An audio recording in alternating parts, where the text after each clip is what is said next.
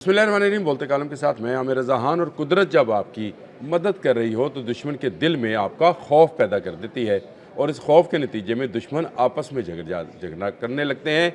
अगर आपको ग़ज़वा खंदक याद है और उसको आपको पढ़ा है तो ग़ज़वा खंदक में भी यही हुआ था कि जब मुहासरा लंबा हुआ, आंधियाँ चली, तो दुश्मन जो है आपस में बहस करने लगे कि फ़ैसला गलत था।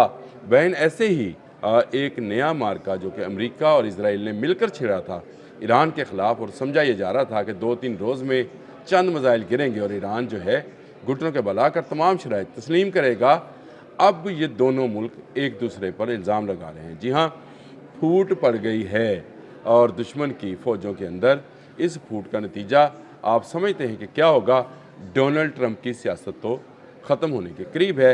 ये मैं नहीं कह रहा, अगर मैं कह रहा होता तो शायद आप समझते कि मैं यहाँ बैठकर ईरान की हमायत कर रहा हूँ। ये बात कर रहे हैं एक अमरीकी मुबस्सर टकर कार्लसन, जिन्होंने कहा कि अमरीकियों की हलाकतों का ज़िम्मेदार नेतन्याहू है और नेतन्याहू के फैसलों की वजह से अमरीकी मारे जा रहे हैं। आज की इंटरनेशनल मीडिया की स्टोरी है। फॉक्स न्यूज़ ने उनका इंटरव्यू किया है और इंटरव्यू जाकर आप सुन लें, जिसमें ये कहा गया कि नेतन्याहू के गलत फ़ैसलों पे, यानी पहले हमला करने के फ़ैसले ने अमरीकियों को फंसा दिया है और अब अमरीकियों के लिए नई एडवाइजरी ये है कि जितना जल्द हो सके निकल भागे। कहाँ से? खलीज से। जी हाँ, अमरीकियों से ये कहा गया है कि वो जो रास्ता मिलता है वहाँ से निकल जाएं, क्योंकि ईरान ताक कर अमरीकियों को निशाना बना रहा है। कल तक के इतलात के मुताबिक 500 से ज़ायद जो है अमरीकी फ़ौजी हलाक हो चुके हैं। और इसके अलावा ये वो अमरीकी जो कि इंटेलिजेंस का काम करते थे आम अमरीकी के रूप में दुबई, कतर, बहरीन में बैठे थे, उनको भी जो है ईरान ने वास्ले जहन्नम किया है और उसके ड्रोन्स और उसके मिसाइल्स मुसलसल हमला कर रहे हैं। ये टकर कार्लसन जो हैं ये दिफाई तजियाकार भी हैं, ये मेज़बान भी रहे एक चैनल के, और इन्होंने इस बात का खुलासा भी कर दिया कि इसराइल के गलत फ़ैसलों के बायस हमें ये दिन देखना पड़ रहा है। और दूसरी तरफ फिर इसी जो है फॉक्स न्यूज़ ने नेतन्याहू का भी इंटरव्यू किया है और उस इंटरव्यू में नेतन्याहू ये कहते पाए गए हैं कि ये बात मुज़ीका हेज़ है कि इसराइल ने अमेरिका को इस जंग में धकेला है। उसने कहा डोनाल्ड ट्रंप खुद बड़ा समझदार आदमी है और वो खुद एक अक्लमंद शख्स है, ताकतवर शख्स है और वो अपने फ़ैसले खुद करता है। आपको याद होगा जब पहला मिसाइल चला था ईरान की तरफ तो ख़बर क्या थी कि ये इज़राइल ने चलाया है। नेतन्याहू का बयान आया था कि हमने ये भांपते हुए कि ईरान हम पर हमला कर सकता है, हमने अपने हिफाजती हसार में से ये मिसाइल चलाकर ईरान को इस हमले से रोका है और अब ये जंग रुकने वाली नहीं है, नहीं रुकने वाली। ये मैं पहले रोज़ से कह रहा हूँ कि ये जंग रुकने वाली नहीं है।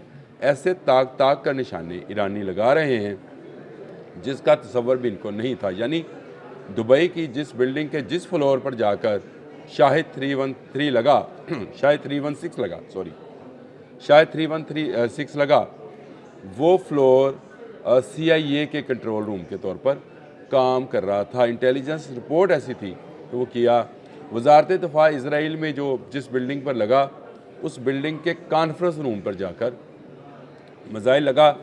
अभी तक इसराइल के पास खैबर शिकन का कोई जवाब नहीं है और अभी खैबर शिकन से भी ज़्यादा ताकतवर मिसाइल जो हैं, बैलिस्टिक मिसाइल जो हैं, वो ईरान के पास मौजूद हैं। ये जंग जितनी लंबी होगी अमेरिका के लिए उतना ही इसमें दलदल में, इस जंग की दलदल में घुसना जो है वो हो जाएगा और वो धंसता चला जाएगा उस वक़्त तक जब तक डोनाल्ड ट्रंप की सियासत और उसकी सदारत जो है ख़त्म नहीं हो जाती। आज की ख़बर बता रहा हूँ आपको, अमेरिका समेत तमाम यूरोप में ईरान के हक़ में मुज़ाहरे हो रहे हैं और ये अवामी रायमा जब खुलती है तो बहुत सारी हुकूमतें मजबूर हो जाती हैं कि वो मज़लूम का साथ दें, क्योंकि वहाँ उन्होंने भी सियासत करनी है।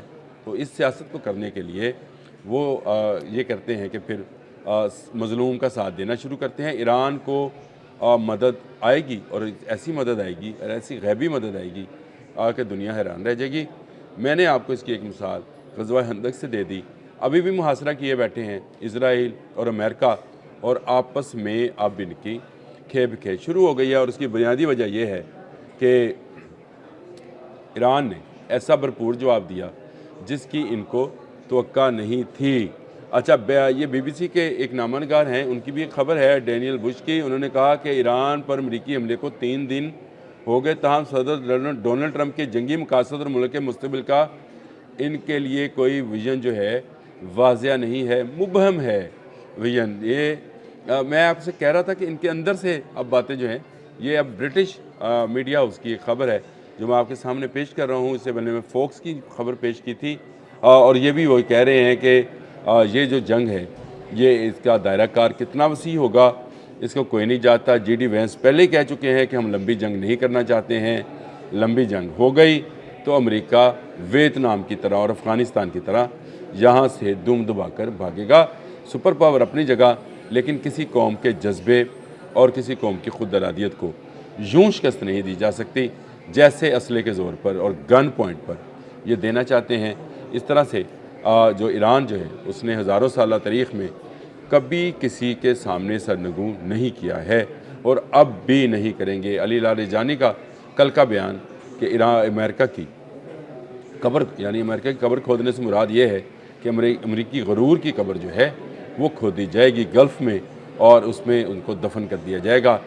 بھاگ رہے ہیں امریکی گلف سے، جی ہاں، امریکی گلف سے بھاگ رہے ہیں، اور ایک کے بعد ایک ایران تاک کر نشانے لگا رہا ہے، اور اسرائیل جو ہے جو امریکی میڈیا ہے وہ اسرائیل کو کوس رہا ہے کہ اس نے ہمیں اس جنگ میں دھکیلا، ہم مذاکرات کرنا چاہتے تھے۔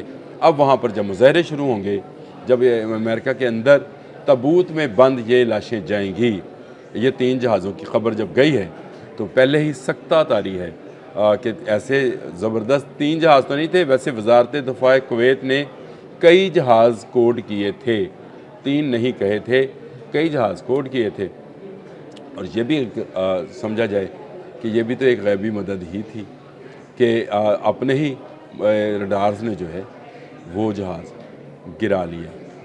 یہ وہ خبر تھی جس کو لے کر میں نے آج کا میں نے سوچا آپ کا آغاز، دن کا آغاز ایک اچھی خبر سے کریں کہ دشمن کے اتحاد میں پھوٹ پڑنا شروع ہو گئی ہے، اور اس پھوٹ کا نتیجہ یہ ہے کہ نیتن یاہو جو ہے اس بات کو تسلیم کرنے کو تیار نہیں کہ امریکہ نے جو ہے یہ جنگ شروع کی، انہوں نے نہیں، اور اسی طرح امریکی جو ہیں وہ یہ کہہ رہے ہیں کہ نیتن یاہو نے ہمیں اس جنگ میں دھکیلا۔ اس نے کس کو دھکیلا یہ فیصلہ تاریخ کرے گی، لیکن ایران کو فتح حاصل ہوگی۔ ایران کے لیے فتح جو ہے وہ بہت قریب ہے، نصر من اللہ و فتح قریب۔ یہ ایران اس کو بات کو ثابت کرے گا کہ کیسے وقت کی فتح ہوتی ہے اور باطل کو ہمیشہ ہمیشہ کے لیے شکست ہوتی ہے۔ اب تک کے لیے اتنا ہی، اللہ حافظ۔